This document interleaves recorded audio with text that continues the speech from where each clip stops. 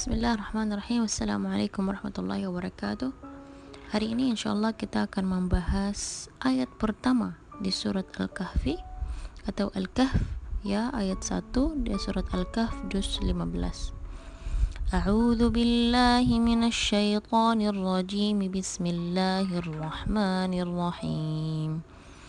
الحمد لله الذي أنزل على عبده الكتاب ولم يجعل له عوجا صدق الله العظيم. بسم الله الرحمن الرحيم. الحمد لله رب العالمين وبه نستعين على أمور الدنيا والدين والصلاة والسلام على المبعوث رحمة للعالمين سيدنا محمد وعلى آله وصحبه أجمعين. اللهم علمنا ما ينفعنا وانفعنا بما علمتنا وزدنا هدى وتقى ورفعة وحكمة يا أرحم الراحمين. اللهم اغفر لنا ولوالدينا وارحمهما كما ربونا صغارا واغفر وارحم لجميع المسلمين والمسلمات والمؤمنين والمؤمنات إنك أنت الغفور الرحيم. Di ayat pertama ini atau sedikit saya akan berbicara sekilas tentang surat Al-Kahfi ini. Al-Kahf ini berbicara tentang bagaimana, ya, tema utamanya adalah bagaimana kita menghadapi fitnah-fitnah, ya, fitnah-fitnah, ya, mungkin dari kisah pertama itu kisah pemuda-pemuda Kahfi atau apa ya kalau Kahfi bahasa Indonesia, goa ya. Dan kalau kita lihat juga kisah berikutnya di fitnah yang pertama, di fitnah Ashabul Kahfi itu mereka difitnah dari segi agamanya, fitnah agama. Yang kedua mulai dari cerita wadrib lahum mathalar rajulain, yaitu fitnah harta, ya. Yang ketiga adalah kisahnya Nabi Yusuf, kisahnya Nabi Musa dengan Al-Khidr alaihimussalam, itu fitnahnya ilmu. Yang terakhir adalah Dzulqarnain, kisahnya fitnahnya jabatan atau kedudukan, ya. Dan ini empat fitnah ini pasti diantaranya kita mengalami. Jadi bagaimana Allah Subhanahu wa Ta'ala menjelaskan kisah-kisah tersebut supaya agar kita bisa dapat banyak pelajaran dari situ, sikap kita sebagai hamba Allah Subhanahu wa Ta'ala ketika menghadapi empat fitnah ini seperti apa. Jadi banyak pelajaran di surat Al-Kahfi. Dan kalau kita lihat di antara keutamaan membaca surat Al-Kahfi setiap hari Jumat, agar apa? Agar Allah Subhanahu wa Ta'ala memberi kepada kita cahaya. Nah, cahaya, bisa ngebayangin gak kalau setiap Jumat kita membaca surat Al-Kahfi, insyaallah setiap harinya itu wajah kita berseri-seri, ya, ada cahaya di situ, ya. Cahaya apa? Cahaya supaya kita terhindar dari fitnah-fitnah tersebut dan kita bisa menyikapi dengan baik ketika Allah Subhanahu wa Ta'ala menguji kita dalam fitnah ini.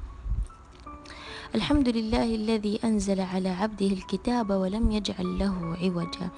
Di sini Allah Subhanahu wa Ta'ala memuji dirinya, ya. Alladzi anzala ala 'abdihi, Allah Subhanahu wa Ta'ala yang telah menurunkan ala 'abdihi. Abdihi di sini siapa? Itu Rasulullah sallallahu alaihi wasallam. Dan di sini adalah sifat, bukan sifat yang begitu mulia, yaitu hamba. Jadi kita sebagai hamba Allah itu sebenarnya itu sifat yang mulia. Kita seharusnya kita bangga bahwa kita adalah hambanya Allah Subhanahu wa Ta'ala, hamba Allah yang maha penuh kasih sayang, hamba Allah yang maha mendengar, hamba Allah yang maha tahu, hamba Allah yang maha besar. Jadi kita seharusnya bangga menjadi hamba Allah Subhanahu wa Ta'ala. Allah Subhanahu wa Ta'ala menurunkan apa kepada Nabi Muhammad sallallahu alaihi wasallam adalah Alkitab, yaitu Al-Quran. Walam yaj'al lahu 'iwaja. Dan Al-Quran ini adalah jalan kita atau jalan yang lurus, ya, yang tidak ada lika-likunya, ya, atau yang mustaqim, shiratal mustaqim. Dan kalau kita lihat Al-Quran ini adalah petunjuk bagi kita, ya. Jadi kalau kita lihat setiap alat-alat yang elektronik, contoh ya, misalnya HP, kulkas, freezer, apalagi kompor. Alat apapun yang diciptakan oleh manusia atau dibuat oleh manusia, itu pasti ada buku panduannya, cara pemakaiannya, masa berapa tahun gitu kan, maksimal berapa tahun, terus cara pemakaian, cara membersihnya dan lain sebagainya. Itu Al-Quran itu adalah cara kita hidup di dunia ini. Karena kita adalah ciptaan Allah Subhanahu wa taala, maka Al-Quran adalah buku dari Allah Subhanahu wa taala atau kitab dari Allah Subhanahu wa taala, mengarahkan kita bagaimana kita cara hidup di dunia ini. Dan bagi orang-orang yang menyimpang atau mereka jauh daripada Al-Quran, mereka tidak tahu sebenarnya di Al-Quran semua ada. Bagaimana cara hidup, bagaimana cara bersikap, berbicara, memandang pun itu diajarkan oleh Allah Subhanahu wa taala. Karena itu kalau kita lihat di surat Al-Maidah, Allah Subhanahu wa taala berfirman, "Al-yauma akmaltu lakum dinakum wa atmamtu 'alaikum ni'mati." Di hari inilah saya menyempurnakan agamamu. Dan agama kita subhanallah sempurna. Dari sampai hal-hal yang kecil ya itu dibahas. Misalnya masuk toilet pun bagaimana caranya masuknya, itu adab-adab itu tidak ada di agama yang sedetail itu agama kita subhanallah. Dan itu semua adalah ajaran dari Allah Subhanahu wa taala, bagaimana kita berbicara, bagaimana kita bersikap, bagaimana bagaimana kita akhlak kita sama orang lain, bagaimana akhlak kita dengan bahkan sampai dengan hewan pun ya, dengan tumbuhan-tumbuhan ketika ketika kita bermuamalah ya, itu semua diajarkan oleh Allah Subhanahu wa taala dan Rasulullah sallallahu alaihi wasallam. Dan bagi orang yang tidak memahami atau belum bisa memahami, ayo coba mulai membaca, ya minimal baca terjemahan lah, seperti itu. Jadi misalnya qul a'udzu birabbin nas, apa itu qul a'udzu birabbin nas? Malikin nas, apa itu malikin nas? Ilahin nas, apa itu artinya ilahin nas? Dan itu tidak berarti kalau kita membaca terjemah itu berarti itu artinya ya. Maksudnya karena namanya juga terjemah biasanya tidak mencakupi seluruh arti. Soalnya bahasa Arab itu adalah bahasa yang tinggi ya. Jadi kalau kita belajar lebih dalam itu dengan, kalau bahasa Indonesianya misalnya contoh duduk ya. Kalau duduk ya maupun dari berdiri ya tetap duduk, maupun dari tiduran itu namanya juga duduk. Tapi kalau bahasa Arab, jalasa sama qa'ada itu beda artinya. Kalau jalasa itu dari berdiri ke menduduk, posisi berdiri berduduk itu jalasa. Kalau qa'ada itu dari tiduran ke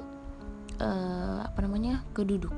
Jadi perbedaan kecil tipis seperti ini itu kita berarti perlu belajar bahasa Arab. Tapi untuk pemula, supaya kita bisa lebih memahami Al-Quran, kita minimal kita membaca terjemahannya ya. Kadang-kadang kalau kita lihat misalnya surat Al-Qari'ah adalah hari kiamat, surat Al-Haqqah adalah hari kiamat, Al-Ghasyiyah hari kiamat, Al-Qiyamah hari kiamat. Itu dalam bahasa Arab, kosakata bahasa Arab itu beda, masing-masing ada arti sendiri, tapi memang tujuannya adalah hari kiamat. Tapi dalam kenapa kok di sini dipakai kosakata ini seperti itu. Dan ini subhanallah ilmu yang luar biasa ketika kita bisa memahami Al-Quran, insyaallah biiznillah ya, mudah-mudahan hati kita bisa lebih lunak lagi, bisa lebih lembut lagi, bisa lebih dekat lagi kepada Allah, bisa lebih takut kepada Allah, bisa lagi mencintai Allah Subhanahu wa taala. Ini semua insyaallah akan meningkatkan keimanan kita.